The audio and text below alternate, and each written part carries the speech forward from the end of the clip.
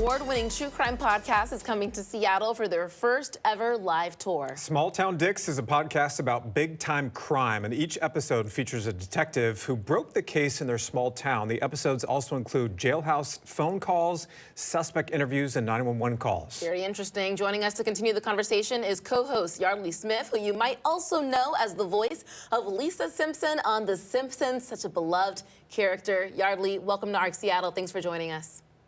Thank you so much for having me. I'm delighted to be here. Of course. So why did you and your co-host decide to start this podcast? Well, I'm actually married to Detective Dan, who's one of my co-hosts, and we've been together since 2014, and we were long distance at the beginning of our relationship, so when I used to go visit him, his twin brother, Detective Dave, lived a block away. He would come over, and they would just talk about their Monday, and my hair would be on fire, and I was like, what? So when the idea of a podcast came up, it seemed obvious that the story should be told by the detectives who investigated them. Of course, we started with Dan and Dave, and then I wasn't even going to be a part of it. And then they were like, you know what? We need you to come on and ask us clarifying questions and get to the bottom of how you do what you do and why you do it. Fascinating. And we should ask, too, you know, there's so many true crime podcasts that are out there these days. What do you think makes Small Town Dicks stand out from the others? What makes this one special? I think, you know, you don't get a lot of cases from the source in the podcast space. You get a lot more of that on television where you're talking to the detective who investigated it. But I also think we've really explored the humanity of these first responders, which I think you certainly don't usually have time for on the local news or oftentimes even on the TV shows, and people really, really respond to that.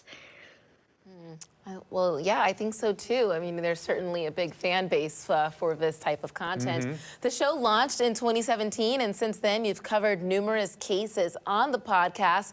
Is there a particular case that's just stuck with you? There are actually so many. One of them that really sticks with me, it's called End of Watch. And my husband actually is on the mic primarily for that one. And he was the first one on the scene when an officer was shot in the line of duty. And Dan administered CPR, and the officer ends up dying.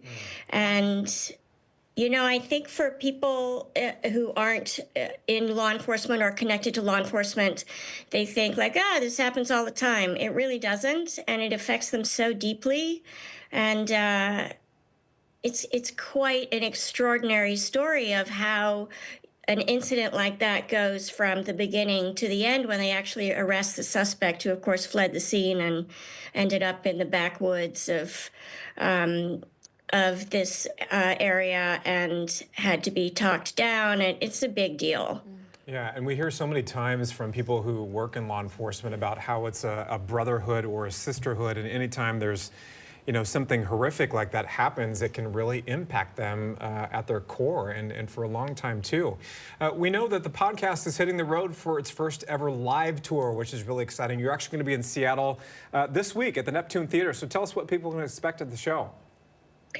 So we thought, you know, instead of doing just a case like you get on the podcast, that we would do a couple of cases, but really focus on offender behavior as the subject matter, because I think people on my side of the table almost want to know, like, what's the why? And how does somebody who's normal, who's sort of a regular guy, when does the switch get flipped and they end up doing these horrific things? And so we have Paul Holes, who's sort of our resident profiler, cold case investigator, and of course detectives Dan and Dave, and they all had very different caseloads. And so it's really a deep dive into some of the worst people they've ever met. It's really a compelling conversation.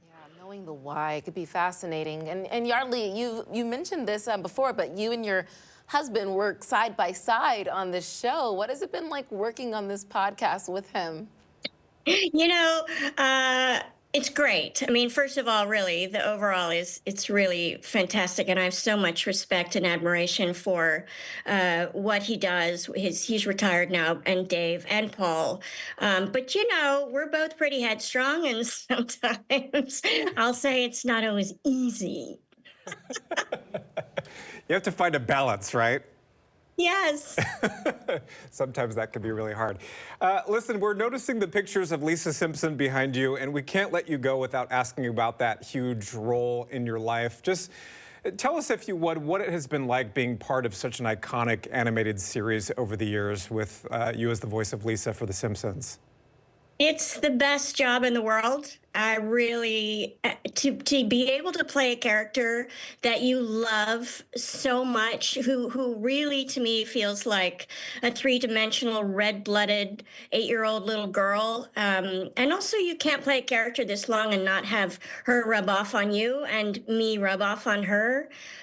She is, when I always say when The Simpsons is over, excuse me, it'll be like one of my best friends has moved away and is never coming back. It will be really hard. I am so invested in the heart and soul of this little character. I can't say enough great things about her. She's all the best parts of a human being. Beloved. Yes. I mean, definitely a favorite of the show. Yeah, I get the sense that you don't get sick of talking about her. Never, never. I mean, and on top of the fact that it's just so unusual to have a job in show business for this long. We're just finishing up recording season 36, which is an insane sentence unto itself. Yeah. But also, again, the writing is so fantastic. The animation is so beautiful. The reason I collect the cells, and that's really the only sort of Simpsons swag I have at my home, but they're so beautiful. The colors are so bright. They carry so many memories for me.